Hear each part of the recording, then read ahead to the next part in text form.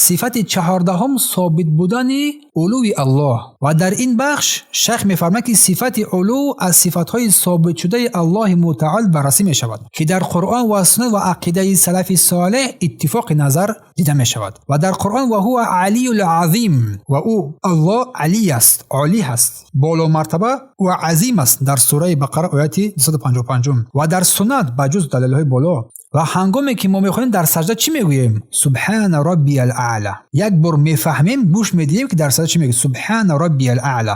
سبحان تو پاک و منزه هستی ای پروردگار، تو پروردگار عالی مرتبه هستی، در شأنت، در عزتت، در جایگاهت، در بزرگیت، در عظمتت بر بالای عرش ادعا بر این تو استوا کرده هستی. حدیث حذیفه است، امام مسلم این حدیث رو روایت کرده هستند. اما اجماع سلف صالح بر این اتفاق دارند چون در بارز کردیم که صفت اعلی، بلندی و بزرگی برای الله سبحانه و تعالی ثابت است بدون تحریف، تغییر دادن معنای آن، بدون تعطیل انکار کردن صفات آن، بدون تکییف فهمیدن چگونگی صفات آن و بدون تشبیه مانند کردن الله سبحانه و تعالی با مخلوقات. این باید پذیرفته شود. تو اینجا رو فهمو. سپس معناهای علو بالا بودن، عالی بودن و علوی الله سبحانه و تعالی بر دو قسم تقسیم می‌گردد. علوی الله بر دو قسم تقسیم می‌شود. علو در صفات‌هایش، الله سبحانه و تعالی در همه صفاتش عالی هست و برتر است و هیچ کمبودی ناقصی در صفات الله به هیچ وجه دیده نمی‌شود. این قسمت اول علو در صفات‌هایش. دوم علو در ذاتش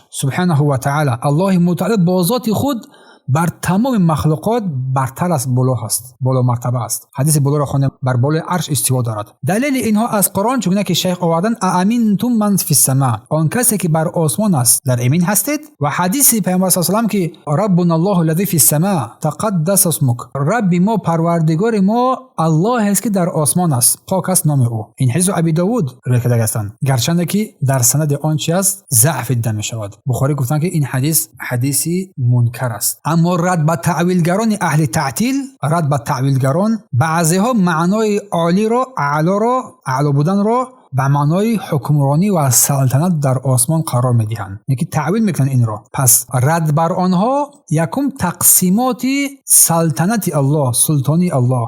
پس سلطنت الله سبحانه و تعالی نه تنها در آسمان است، همین گونه نیست. سلطانی الله سبحانه و تعالی نه تنها در آسمان است بلکه در زمین هم هست، همین گونه نیست. رهبریت الله سبحانه و تعالی، پس محدود کردن آن در اینجا خطا است. تنها بر آسمان بگوییم. بعضی از مردم علو را به معنای سلطنت و سلطانی میگیرند که سلطانی الله نه تنها در آسمان است بلکه در زمین هم هست. اینکه عالی بودن و بالاتر بودن از صفاتهای کمال الله سبحانه و تعالی است و لایق به جلالت و عظمت اوست. و دلیل فطری رو اگر ما بگیریم، همه مردم فطرتاً اعتراف میکنن که الله بر آسمان است. هر کس رو بپرسی همین نیست، مگر اینکه اگر عقیدهش فاسد شده باشد، اینکه اهل تعطیل رو گوش کرده باشد، اهل باطل رو عقیدهش رو فاسد کرده باشد، که انسان سلیم و سالم اگر از او بپرسی میگه الله در کجاست، میگه در آسمان است. هنگام دعا تو دست رو به کجا میبرداری؟ حتی همین اهل تعطیلی که این کار میکنن این رو دست رو هنگام دعا به آسمان میبردارن، الله رو در همه جا میگن و هنگام دعا دست رو به آسمان میبردارن. تعجب جای تعجب آرش هست. این دلیل فطری است. پس الله بالا مرتبه است، بالا مقام است. پس معنای توضیحی که الله بر آسمان است در اینجا بعضی از مردم در بعضی از آیه‌های قرآن فی آمدگی است. فی به معنای داخلی است، درونی است. فی سما که در آسمان،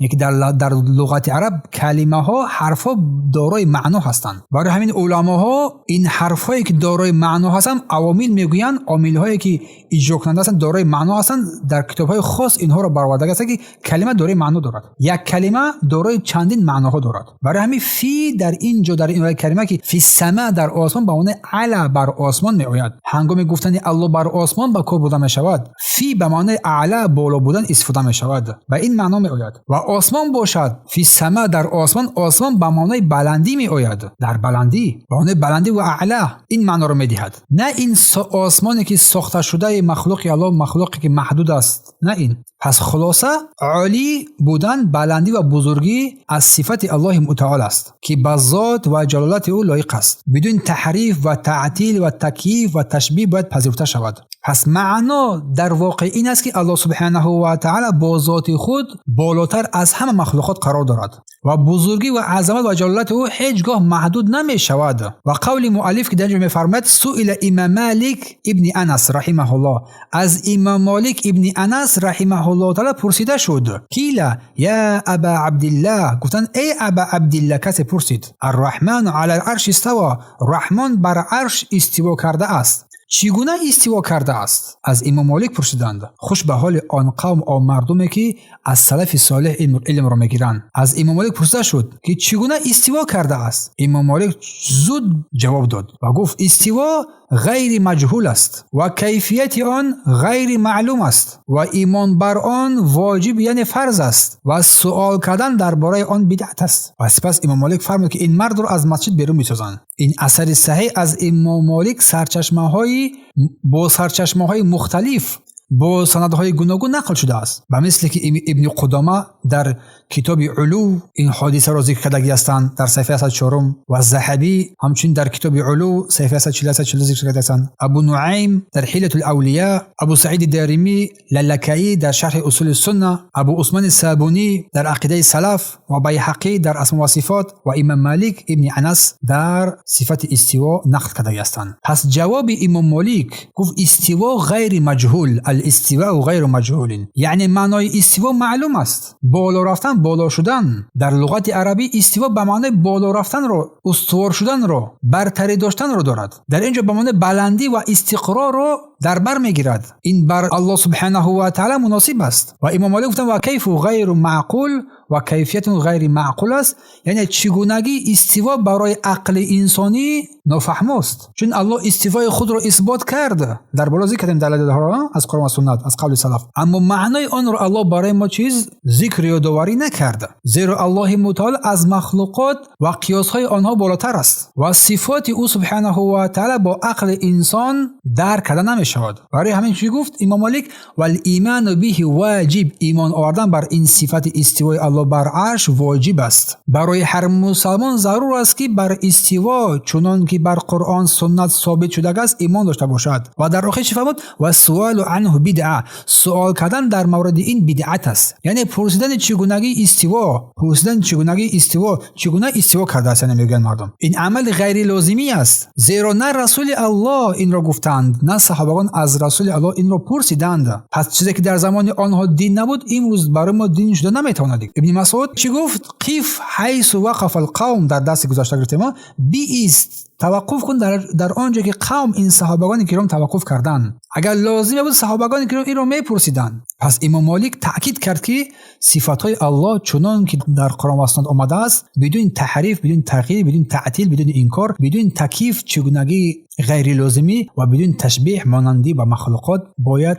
قبول کرد آن صفات را بدون این چیزها. پس بیان تعظیم به صفات الله سبحانه و تعالی، سوال درباره چگونگی استوا معنای کوشش محدود کردن الله را دارد. اگر چخور در نمایی سوال کردن در این که الله چگونه استوا کرده است، میفرماید شیخ که سوال کردن درباره چگونگی استوا معنای کوشش محدود کردن الله را دارد که با بزرگی و جلال و عظمت او مخالفت می‌نماید. امام مالک فرمود که سوال دهنده رو از مسجد خارج کنید، یا که از اهل بدعت رو از مسجد خارج کنید. به خاطر چیز؟ برای حفظ عقیده و پیشگیری از پهن شدن این شک و گمانه‌های بد و تعویل‌های نادرست. برای همین این نقطه ما رو هشدار می‌دهد که از اهل بدعت صاف ما علم نگیریم، هیچ علم رو نگیریم. پس امام مالک کی است؟ امام مالک ابن انس از بزرگترین علمای اسلام است که مذهب معروف مالکیت به اون نسبت داده می شود که سال 93 از هجری در مدینه منوره تولد شده است و سال 179 هجری وفات کرده است. و امام مالک در زمان تابعین و تبع تابعین زندگی میکرد و تعلیمات او، علم دانش او به عقیده اهل سنت و الجماعت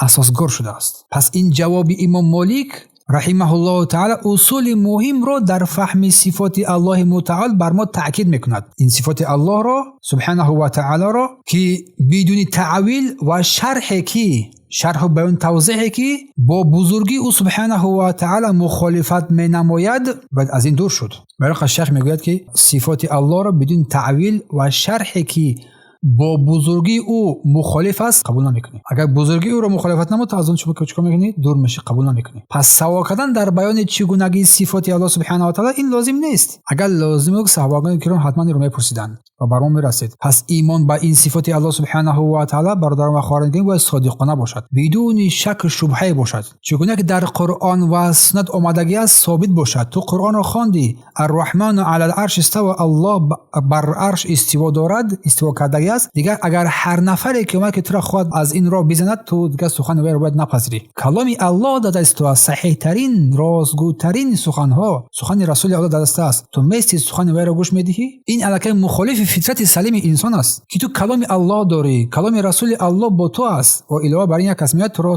تو را راه تمیزند. پس این قول امام مالک همچنین بیان اعتقاد اهل سنت و جماعت را برای ما بیان می‌نماید. ایمان به صفات الله سبحانه و بلندی او سبحانه و تعالی یک رکن مهم عقیده اهل سنت است. پس امامان اسلام معنای این حدیث را با اتفاق قبول کردند، با دلیل‌های قرآن و سنت تصدیق کردند و اثبات نمودند و بر ما این را تاکید کردند. پس مهم است که ما از هر گونه بدعت و نوآوری در این چیز باید دوری بجوییم و قول صحیحی که اهل سنت و جماعت است باید با آن باشیم. بارک الله فیکم. الله سبحانه و تعالی ما و شما را از اهل حق و خیر قرار بدهد.